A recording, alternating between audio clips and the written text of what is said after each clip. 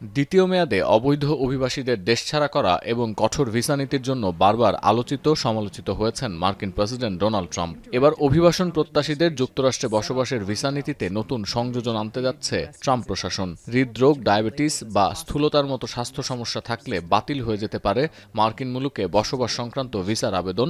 আগে এ তালিকায় ছিল ছোঁয়াচে রোগ ও মানসিক স্বাস্থ্য সমস্যা। যুক্তরাষ্ট্রে বসবাসের অনুমতি সাপেক্ষে অভিবাসন প্রত্যাশীদের ভিসা দেওয়ার আগে স্বাস্থ্য পরীক্ষা কোনো নতুন বিষয় না।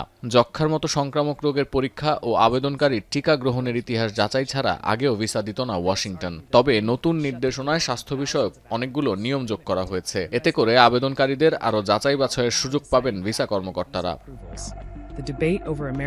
অভিবাসন বিশেষজ্ঞদের মতে প্রত্যেক ভিসা আবেদনকারীকেই এই স্বাস্থ্য পরীক্ষায় উত্তীর্ণ হতে হবে। তবে যারা মার্কিন মুলুকে বসবাসের অনুমতি চান তাদের হৃদরোগ, ডায়াবেটিস ছাড়াও ক্যান্সার, শ্বাসযন্ত্রের সমস্যা, স্নায়ুর অসুখ থাকলে হার্ড লাইনে যাবেন ভিসা অফিসাররা।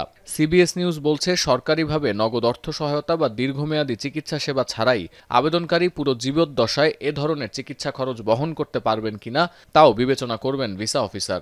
আরও বিবেচনা করা হবে আবেদনকারীর পরিবারের সদস্যের স্বাস্থ্যের দিকটিও, যার মধ্যে শিশু বা বয়স্ক বাবা মা অন্তর্ভুক্ত।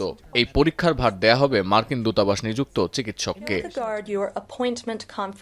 মার্কিন নাগরিকদের বিনামূল্যে মেডিকেয়ার বা স্বাস্থ্যসেবা দেয় ফেডারেল সরকার। কম বয়সী অভিবাসীরা স্বাস্থ্য সমস্যা নিয়ে সেখানে একবার বসবাসের অনুমতি পেলে মার্কিনীদের ট্যাক্সের টাকায় স্বাস্থ্যসেবা পাবেন তারা। এই সুবিধাটি ভিনদেশীদের দিতে চায় না ট্রাম্প প্রশাসন। আর সিবিএস নিউজের প্রতিবেদনে বলা হচ্ছে, যুক্তরাষ্ট্রে বসবাসে ইচ্ছুক অভিবাসীদের সংখ্যা নিয়ন্ত্রণে রাখতে চান ডোনাল্ড ট্রাম্প। সতীর্থ কর্মকার, এখন বিশ্ব।